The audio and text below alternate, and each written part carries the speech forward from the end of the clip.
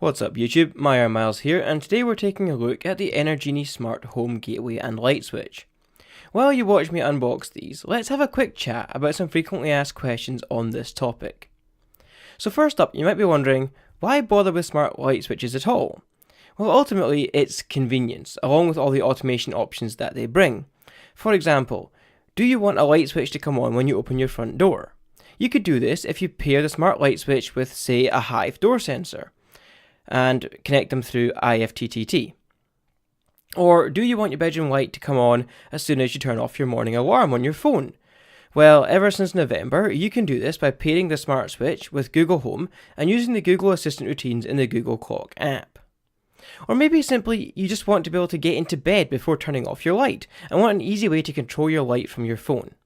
I'll demonstrate some of these options later in the video, but this should give you an idea of why I wanted to go down the smart light switch route in the first place. So secondly, why would I go for a smart light switch versus, say, a Philips Hue smart light bulb? Well, if you're like me, your light fittings are not standard bayonets or screw bulbs or even necessarily halogen downlights in your house. I have some relatively custom fancy LED lights in my house that I bought from B&Q, and these do not take the Hue bulbs. So I did not have the option of really going for Hue or Hive light bulbs. I wanted to be able to control my light fittings from my phone and through the sort of smart assistants and home automation tools such as IFTTT, but I did not have the option to replace my light fittings with Hue lights or Hive lights, and so I went down the smart switch option. Now, I have actually found that this is going to be a better option because one or two of my lights actually do have the old rose fittings, and I did have a Hive smart light in one of them.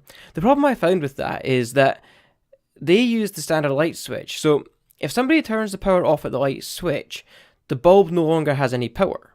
And this means that if you try to turn the bulb on with your phone or through any of the automation services and it has no power, then it just won't work.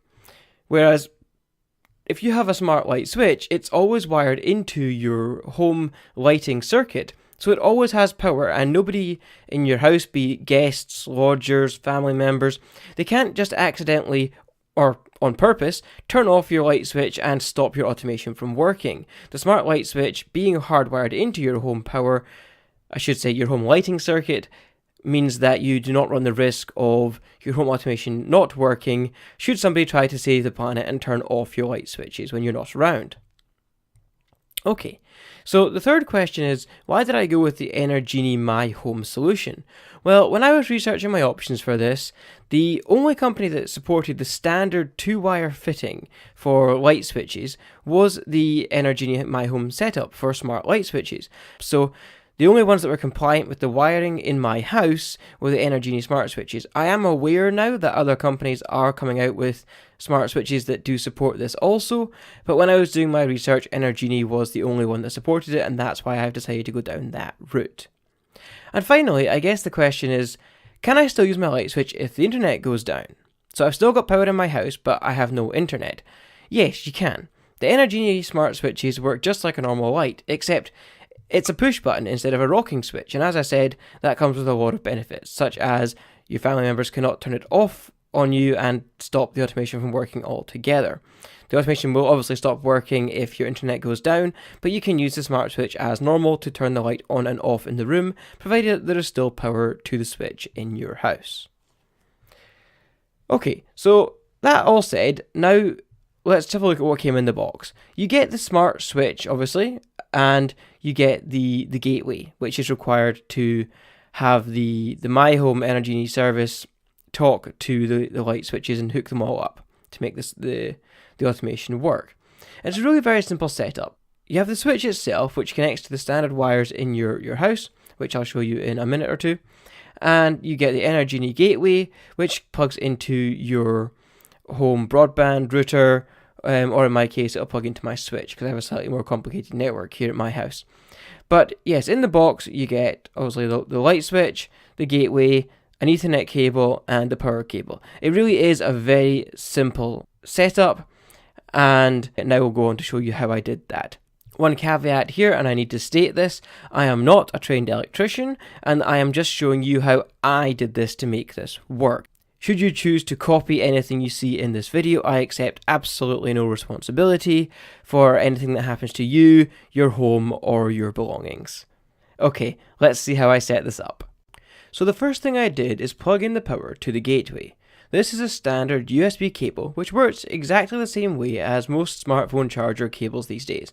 The big end goes into the plug and the small end into the gateway.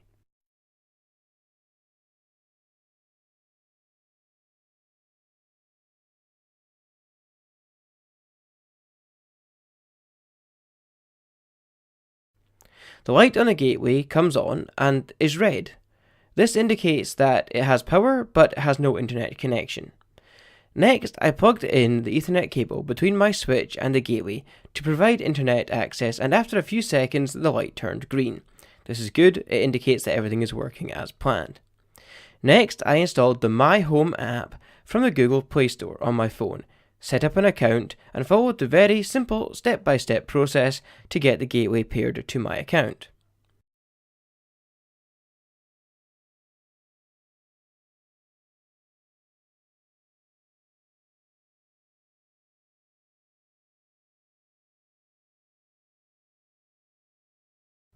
Okay, now that the gateway is all set up and ready to connect to my smart switch, I moved on to swapping out the normal light switch in my room for the smart switch. First, and very importantly, I turned off the power to the lighting circuit in my house at the main circuit breaker, because I don't want to be going anywhere near live wires when doing this. Next, I unscrewed the existing light switch and noted where the wires were currently connected to it. Once again, I double checked that there is no power going to these wires with my power checking pen. I removed the wires from the current light switch and replaced them in the same positions into the smart light switch. Next, I screwed the smart switch into the wall and then followed the steps in the app to connect it to the gateway.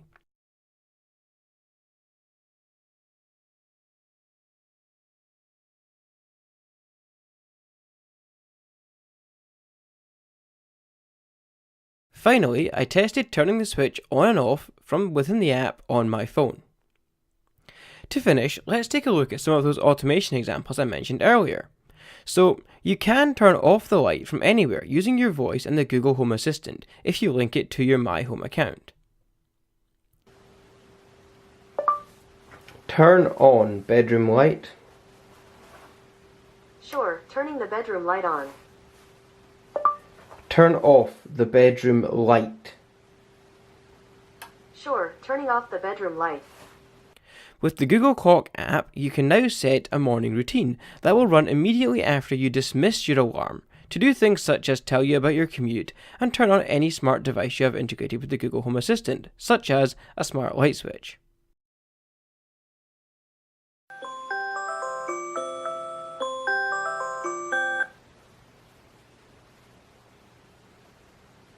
Good evening, Miles.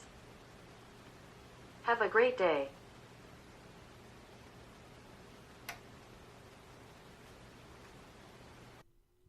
You can also do more advanced things, like make smart switches turn on when you create your own IFTTT applet, so that, say, when a sensor is triggered, such as when your front door opens, it turns on a light. I have tested this, and it does work turning on the bedroom light when I open the front door. However, it doesn't really make sense to do that, so I will definitely be looking to get more switches so that I can use this functionality in more appropriate areas of my house. And I will do a follow-up video in the future to show you all of that and how my home automation project is progressing as I get new things. So that's really it for this review and unboxing. I hope you found the video interesting and that it answered your questions. If you have any more, let me know in the comments below, and as always, have a great day.